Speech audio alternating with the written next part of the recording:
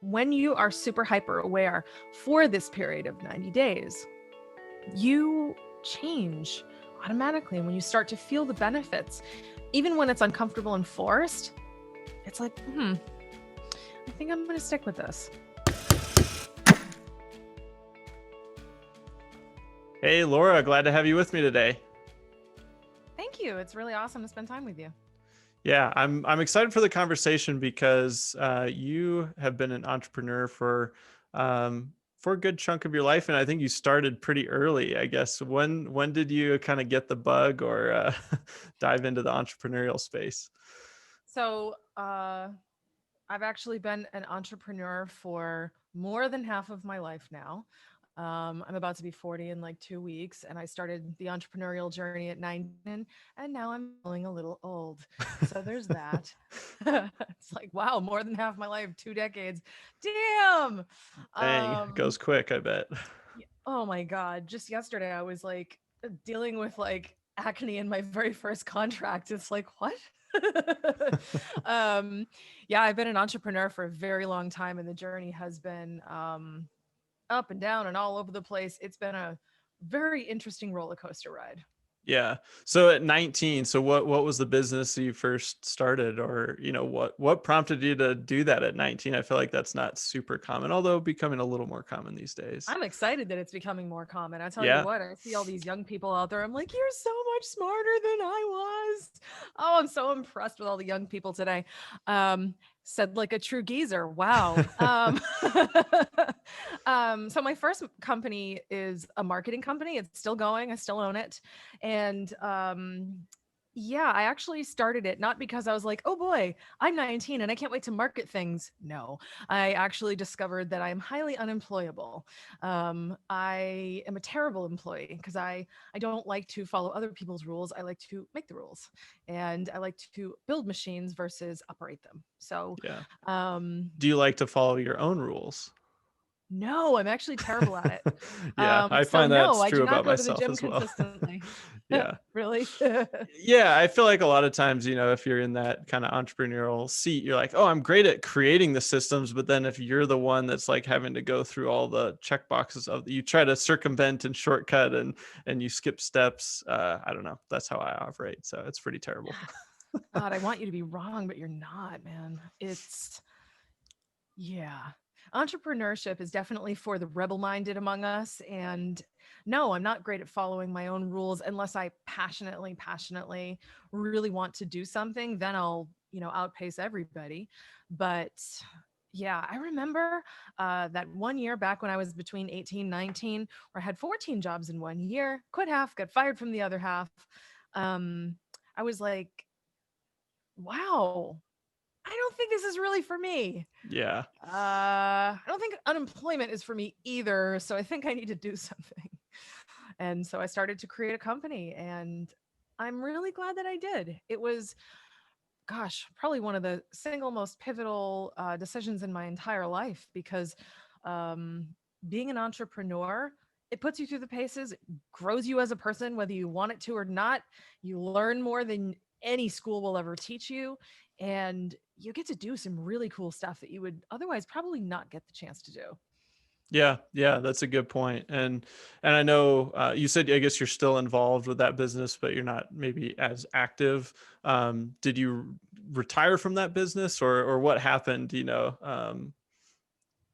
I retired sort of, and I say that in some air quotes. Sure. I looked for a successor, someone that could just carry on the work for me, um, and who could come on to earn some equity. So I found wonderful partner, and she's been in place for 4 years now. And she lovingly fired me, and it was the best time I ever got fired. Was she's like, Laura, you gotta go. Really? Oh boy. Okay. So 19 years in, I got fired again, and it was awesome. But then this year, COVID showed up and cancer showed up, and cancer uh, was not kind to her.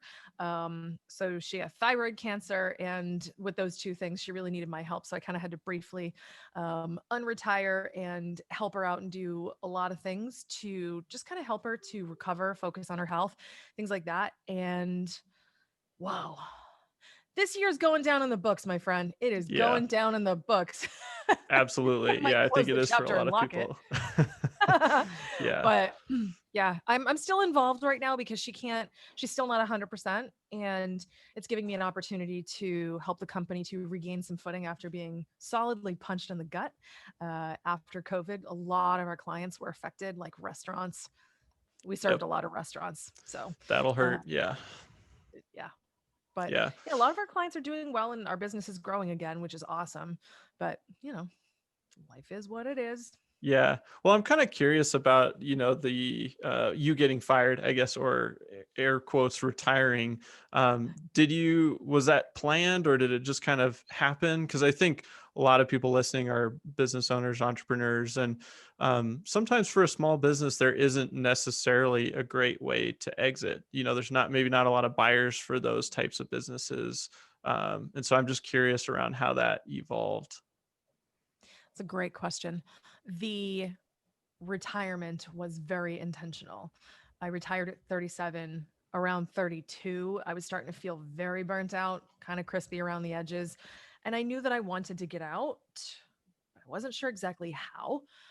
I mean, at 32, I mean, I was a young entrepreneur at 19, and thinking about such a thing at 32 felt ridiculous. Was I a millionaire? No. Was I any of the things that I wanted to be at 32? No, I was just very tired.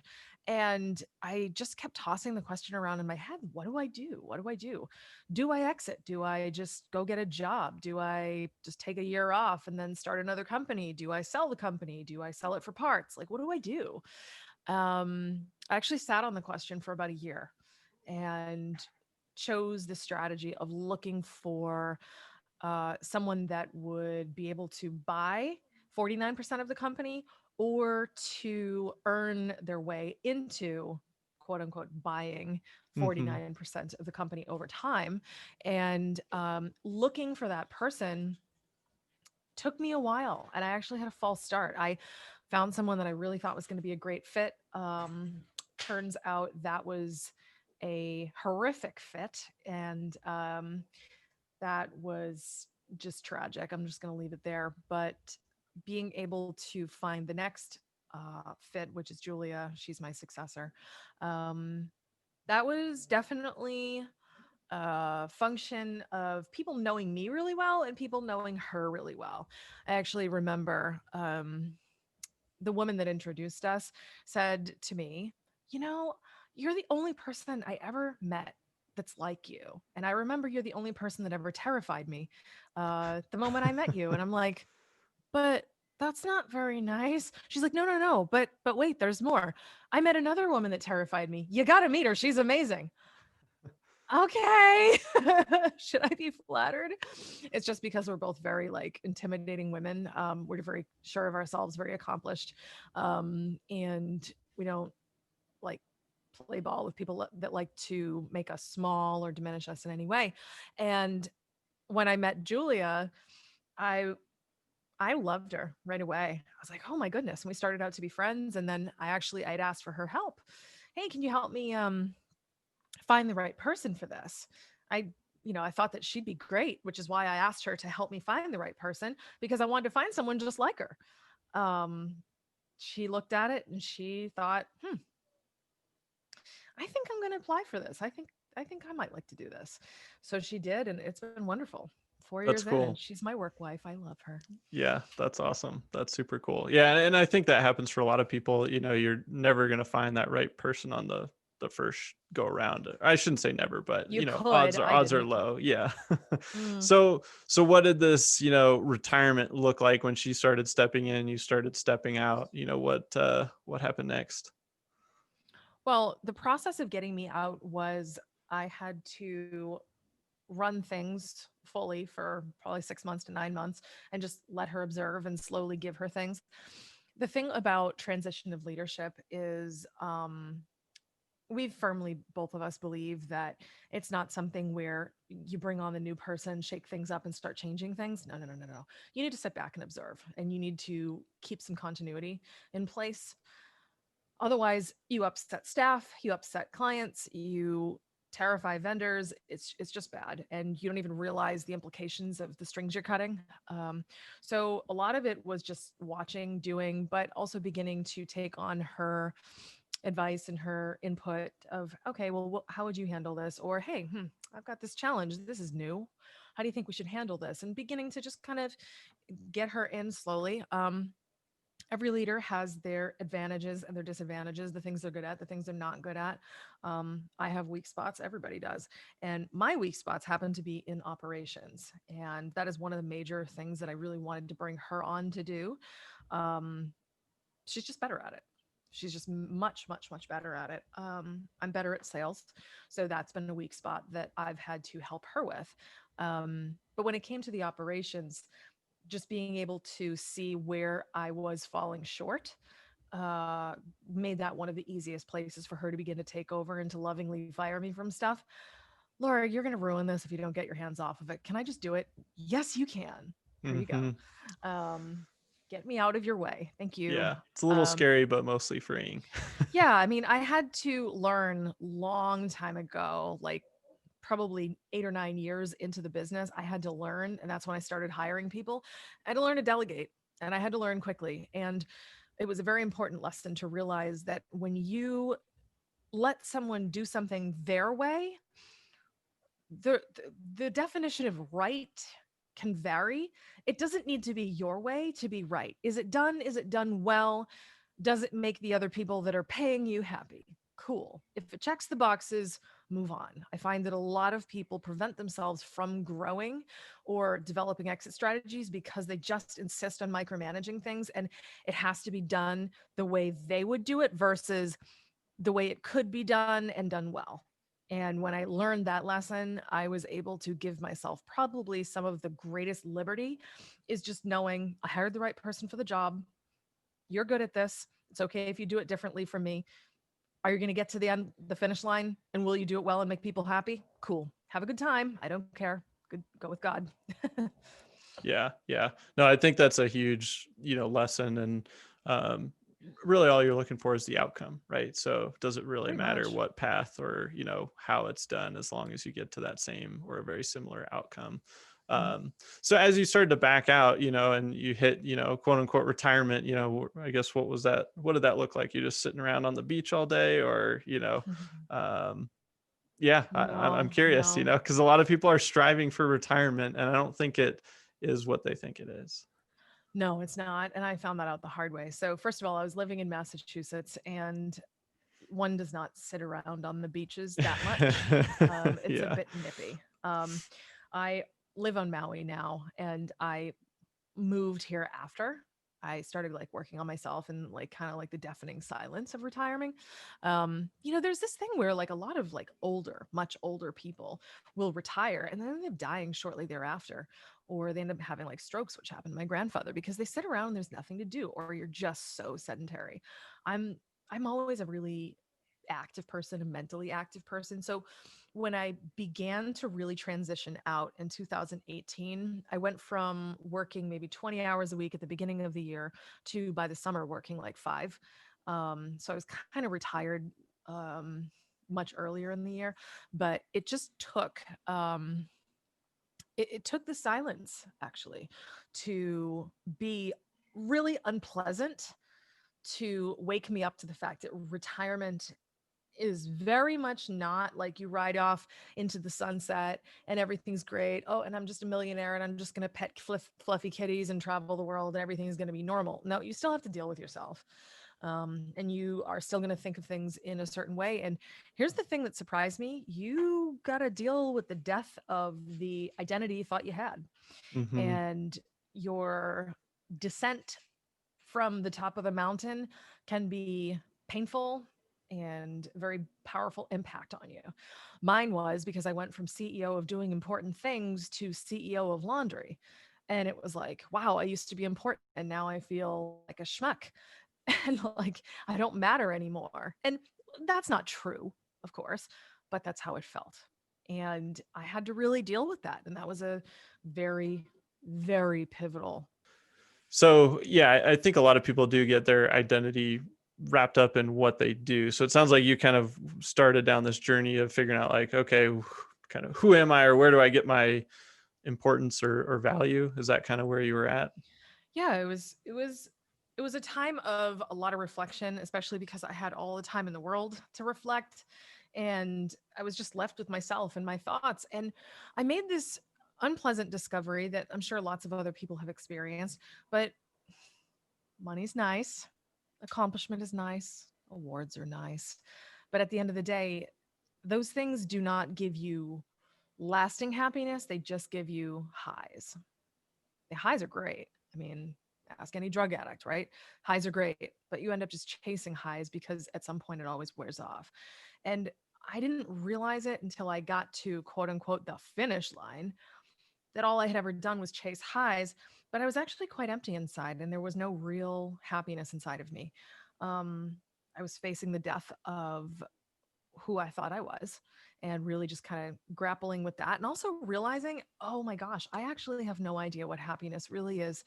And I have no idea how I would even be happy. I've got all the stuff in the world and I've got the accomplishments and I'm at the weight I want to be, like all the things that we're led to believe make us happy. I checked all the boxes, but I was still kind of, so, being the entrepreneur that I am and the natural born problem solver, I just looked at it as just another puzzle to solve. I was like, all right, well, what's happiness really, and what do happy people have in common? What do I do to be happy? Because I'm stubborn, and like you first asked me, do I keep promises that I make to myself? Not really. So how can I actually do it? Like, do I need to exercise every day? Do I need to like drink celery juice every morning? Like, what's the recipe, right?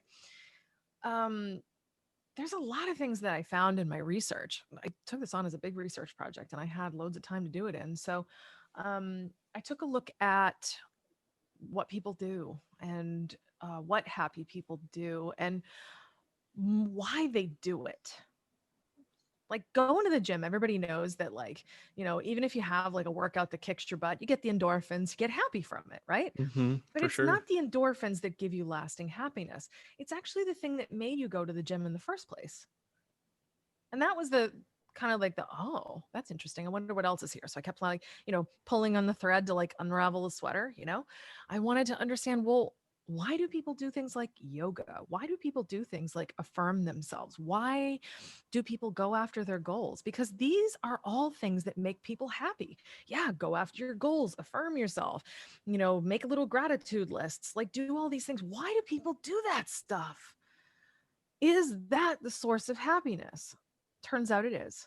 The reason we do happy things is because of this internal drive inside of us that has a deep desire and alignment with happiness. And it's so funny. Like, I'm such a New Englander, such a crunchy, like grumpy New Englander where like I feel even silly sometimes thinking about like, oh, I'm now the happiness coach because it's like it's so deep prioritized in our culture to think about how important happiness is to our immunity, to our success, to our bank accounts, to our family's vitality, but and even our health. It's deep prioritized, right? So I had to figure out what it was, but I also had to get past the stigma of thinking that happiness is dumb and you just shouldn't focus on it, and realize, taking several steps back, happiness is not where you are, it's not what you have, it's not what you've done, it's not even what you do, it's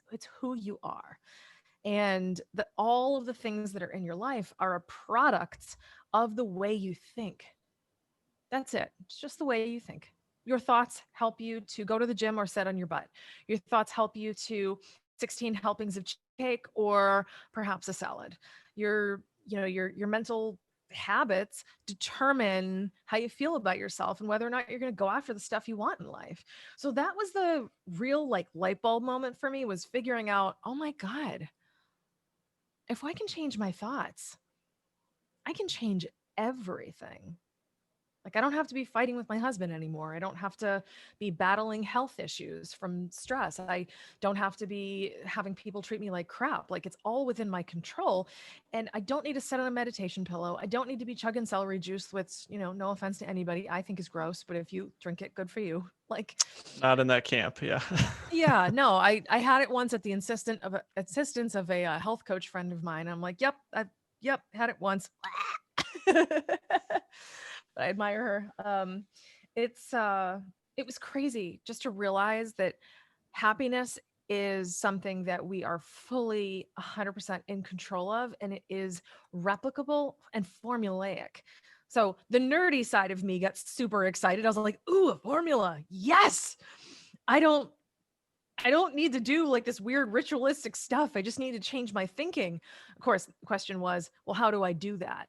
Yeah. When I figured it Can you just choose different thoughts? Is it that simple? well, sort of, and I'll explain what I mean. So the 6 habits is a book that talks about the 6 mental habits that the happiest among us have. So on the cover, it says the 6 habits, practical tools for bringing your dreams to life. Some of us dream of simple things like just being happy. Some of us dream of humble things like just owning a home at all, or getting married, or starting a business for the first time, and just going after things that take some courage, right? Other people dream of like yachts and mansions, and that's awesome. My goals tend to be very humble. I just want to be happy. I want to be healthy. I want to see the world, and I want to be with my family. Those are my dreams. And when we have these habits in place, we're able to really, I guess, approach the world differently. So, can we acquire these habits? 100%. Is it easy? Not entirely. You have to first learn about the habits, which I'll tell you about in a minute. Then you have to just take that awareness and do something more with it other than, oh, that's nice. You have to actually apply the wisdom to your life. And how do you do it? Honestly, you kind of have to shoehorn it in. You have to force yourself to live in the best expression of these habits for an extended period of time, to the point where it becomes actual habit. It's not going to be a habit in the beginning. It's not. So, one of the habits, the first one, is kindness to yourself. Most people think of kindness as how we treat others, and that's true. But in this context, it's the thoughts, words, and actions of love that you have to yourself from yourself. And sounds like kind of corny and whatever. Like, remember like Stuart Smalley, that's a Saturday Night Live skit, gosh darn it, I like myself. Like, you gotta be the person that speaks words of love and encouragement and like cheerleading to yourself. And most of us, we live in a space where we tear ourselves down. We don't even realize it. We have this terrible inner monologue of this bully that's constantly saying, "Oh, I don't know. Don't go after that. Don't ask for that much money. They're not going to say yes to you. You know what? Maybe just do the dishes and don't start the fight instead of saying how tired you are." Like, we always have this habit that we've built through our culture and through growing up and just trying to make other people happy with us, to put ourselves last, to put ourselves down, and to discourage us and keep us small. But think about a nurturing parent. Are you a dad? I am. Got two Okay, little guys now. 2 little guys. So when you're trying to encourage your little guys, do you say things like, you can do it, try again? Of course. Yeah. Yeah. Now, imagine what would happen if you said all of that stuff to yourself when you fell down and skinned your knees in business, because we all do, right? If you can treat yourself the way you treat your children when they need encouragement and love, that's the kind of kindness I'm talking about. Like, you look in the mirror, and if you're 40 pounds overweight, thank you, quarantine. You can look in the mirror and be like, that was fun to build that. Cool. I'm still worthy of love. I'm good. You can say that to yourself. I'm going to go after that sale. I'm going to ask for the big dollars. I can do it. I believe in myself. Okay, I failed, whatever. I'm going to try again. If you can speak to yourself this way and it becomes your default, that's the trick, is to do it enough to where it becomes your default. That is the part where you start to change how you operate, because that's how you change your automatic thoughts. So when we encounter a challenge in life, you want to go after, I don't know, maybe a new thing in your business. Maybe you want to go after a big sale that you've never gone after, that one that large. It's twice what you would normally go after. You're nervous, right? What's more likely to get you there? You can do it, or don't ask for so much. Yeah, makes sense. Pretty easy answer. Exactly. And I'd like to tell you that the habits themselves are real revelatory breakthrough stuff. They're not. The fact that they're mental habits that can be acquired through a systematic approach, um, in the specific way that we do it, that's the revelation. I mean, the words are all very simple. And unfortunately, they tend to be dismissed because of it. Like I say kindness to people, they're like, oh, yeah, yeah, I know. Next. They're Hmm. waiting for something I haven't heard before. But the part that we haven't heard before is you can change your thinking to make these your default. Because if your default is to treat yourself like crap, it will keep you small. Yeah. Yeah. It seems like that's the key. Like you said, making it the default. So what does that process look like? How long should it take, for somebody to start switching their thoughts over so that kind of the default takes over and is running the operating system? So I say this as the CEO of a marketing company. Marketers would love to have you believe that habits can be acquired in 21 easy days. That's a lie. 30 days, also a lie. I did a lot of research on this because being the stubborn human that does not like to do what I tell myself to do, I needed to know what's the bare minimum here to get results. For sure. It's 66 days. That's what science says. And so what I did is I built a 90-day habit mastery program for me. So I could actually be successful and I could acquire these habits and change my thinking. And so I did it. I did it for 90 days and I skipped a day here and there. And I did 90 because I knew that I'm human and I knew I wouldn't be perfect. So I wanted to give myself some buffer, because I like being successful, don't you? So I made a 90-day thing for myself. And now other people can do it too. I've had lots of clients go through it and we've seen really dramatic results. But the thing about the 90 days is that it's uncomfortable and weird in the beginning. Very weird. It's like awkward, you know. You're like really trying to like force yourself to like live at the very best of these habits and before their habits, and it's just like, oh, this is weird. Yeah, of course it's weird. You haven't been doing this. You have a lot to undo, and you have to be self-aware, and you have to actually listen to yourself, and you have to train your brain to hear when you're being a dirtbag to yourself. If you can't hear it, you can't fix it. And that part is awkward. But what I discovered is that I started feeling pretty epic immediately, which of course, placebo, whatever, like, ooh, this Sure. is neat. Try out my new thing. This is great. Something new. Yeah. Right. But when the novelty wears off and the real work begins a couple weeks in, it's not new. It's not sexy. It's just hard work. But when you stick to it, it doesn't even take a lot of time. It's just so much awareness throughout your day.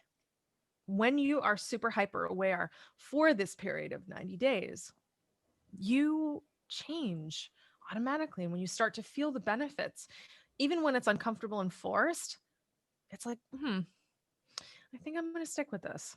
You start to see like the results of it. It's kind of like, have you ever in your life done a diet and you're like getting discouraged, but then you step on the scale and you're like, well, I am 5 pounds lighter. Maybe I should keep going. Yes, you Yeah. see the Anytime you payoff can see the soon. progress, it makes it easier. Yeah. So that's what one thing Exactly. I'm curious about. What kinds of progress did you see that was visible, whether that was, physical things or emotionally or, whatever. But as you're going through this 90-day process, like how did you know it was starting to work or you were feeling the effects of it?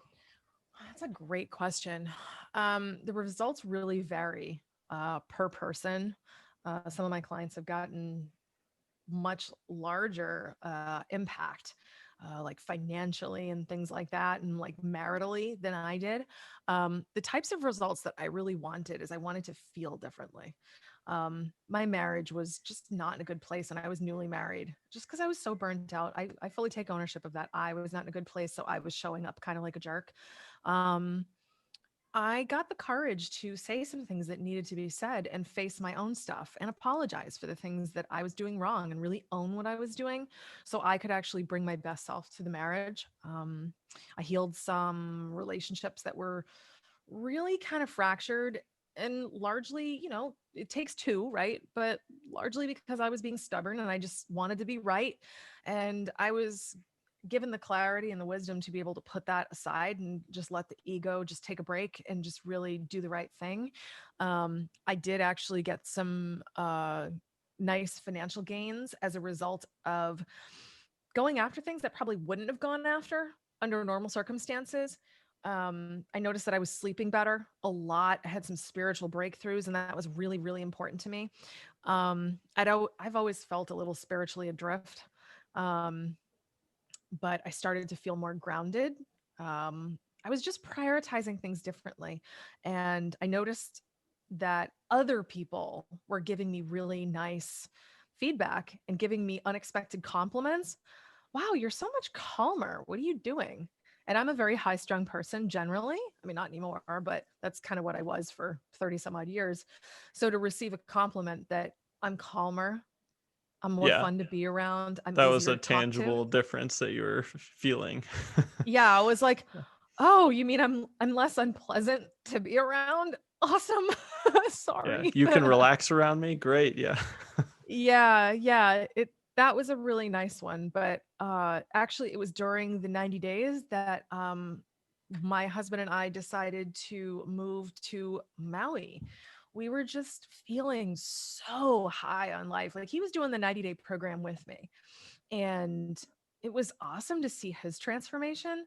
It was different than mine. So my husband had a very, very, traumatic upbringing, and he was able to let go of a lot of things and like a lot of his childhood trauma during that time because he was able to finally have the courage to face those things, forgive some of the people in his family that traumatized him, let go of things, begin the healing process, really step into some courage. And we both decided. Now, I lived in Massachusetts my whole life. I always lived within 30 minutes of my mom. And then I was like, actually, I'm going to move 5,000 miles and an ocean away from you. So Yeah, love that's a you. big Bye. change. It's a big one. But the thing that was really, I guess, the most transformational for both of us was the experience of becoming more of who we really wanted to be. My husband always wanted to be a person that was not operating from a place of pain, but operating from a place of like love and being the kind of husband and partner and friend and business person he always wanted to be. I always wanted to be calmer, sweeter, have the ability to surrender, take risks. I'm kind of risk averse. I became more willing to take on adventure. And yeah, I think that was probably the biggest transformation is really loving who I became through the process. It wasn't even like what I got, like, oh, look at all this money I got, or like, hey, I won the lottery, or no, it's who I became. I love that the most. Yeah, that's cool. That makes sense. Well, it's funny too. I just want to jump back. I think it's funny that you said you're risk averse because most people would look at entrepreneurs as risk takers. So I find that an I take interesting my risks in the dichotomy. boardroom. I Yeah, don't like to take them elsewhere in life. Like, you makes know, sense. yeah, Yeah, no, that's your like area where like I'll risk here, but everywhere else will play it safe. oh, totally. Like Yeah, I've risked thousands of dollars. I've been on stages. I just had a TED Talk published. And like I do these things like it's just another Tuesday because this is just the world I've lived in for so long. It doesn't even feel like risk anymore. I've made financial bets on businesses. I've started businesses. I've closed businesses. Business is it's almost like my love language, right?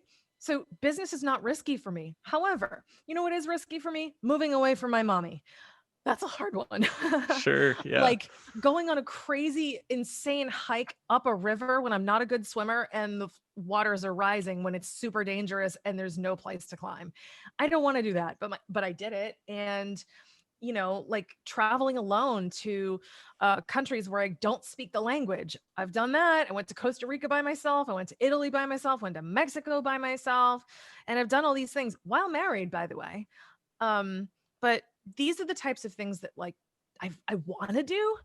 Like, oh, I want to be that person that goes in the waterfall. I want to be the person that like walks, in the jungle with like all these cute little monkeys and macaws and everything. And I want to be the person that like wanders around Milan by myself, eating a gelato, like humming along to Bocelli.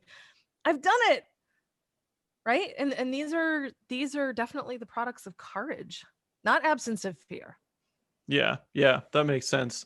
Well, that's cool. Well, I guess if people want to learn more about the 90-day program or pick up the book, what's a good method for doing that? You can go to the6habits.com, the SIX habits.com. You can go there, check out the book. Start there. Start there. Don't even worry about the 90-day program until you've read the book. Read the book, really resonate with the message. Have your aha moment. Have your moment of like, wow, I should do this. Wow, I can do this. Wow, I'm gonna do this. Start with the book and then dive into the other stuff. But knowledge is power. Yeah, yeah, that's cool. And I like, the way you kind of talked about these. It's really like working towards who you want to become. So we all have these things inside of us. We're like, oh, it'd be cool if I could do this, or I really want to do this, but then something's holding you back, or you feel like it's not your personality, or something like that. So I'm assuming like this is that process that you can use to kind of transform that thinking, give yourself the encouragement, give yourself the courage to bridge that gap Totally. and get to that. Yeah. Totally. I have to say, I've read so many personal development books, and in my 30s, I was the, audiobook junkie. I just loved them. But at the end of so many of these things, I was just the same, and I never felt any different. And the reason for all of that, it's not because the books aren't brilliant, and it's not because these authors aren't giving you wonderful tools. It's the application of the wisdom. You have to apply it.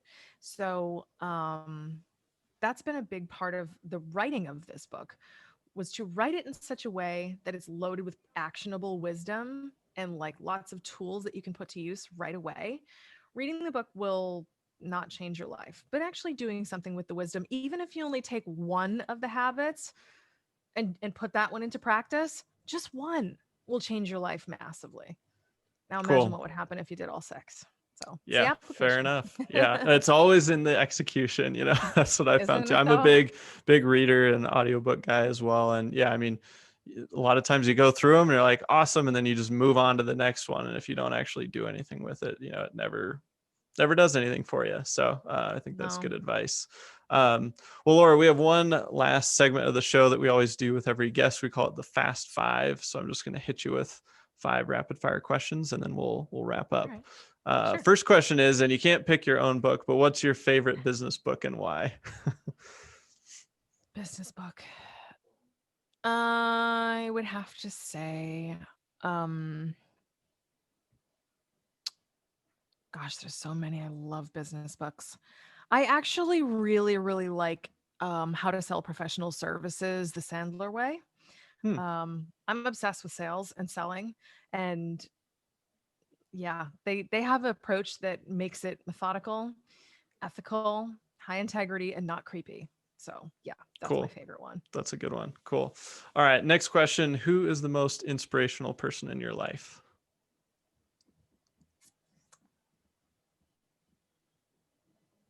Can I be a jerk and say myself? It's your answer. Whatever you want. Yeah, I am inspired by the things that I've had the courage to do. And I'm inspired by the me of 5 years from now and all the cool stuff she's done and will do. I can't wait to meet her. Cool. Yeah. All right. Switching gears, if you could have one superpower, what would that be? Mm, I always wanted to be invisible. That's a good one. I like I don't that know one. why. I always thought it would be really fun to just like creep around and like go in places I'm not supposed to go into and just be a fly on the wall for like people's arguments and stuff. Yeah, you could learn a lot that way. Oh yeah, what are they really saying about me? You know what? I just want Harry Potter's cloak. Yeah, there you Okay, that would go. be Yeah. so cool. Is Yeah. that too much to ask for? Is it so much really? You know what? In 2020, where the implausible became highly plausible, I'm expecting my cloak any day now. Yep. Well, I mean, as soon as you get one, we'll order one as well. What's So. the superpower you want? Nobody's ever flipped it back at me. I would choose teleportation. Dude, Yeah, a lot of people, I thought about flying, but I feel like I could basically get that out of teleportation. But to be able I to feel like just jump, teleportation is more efficient.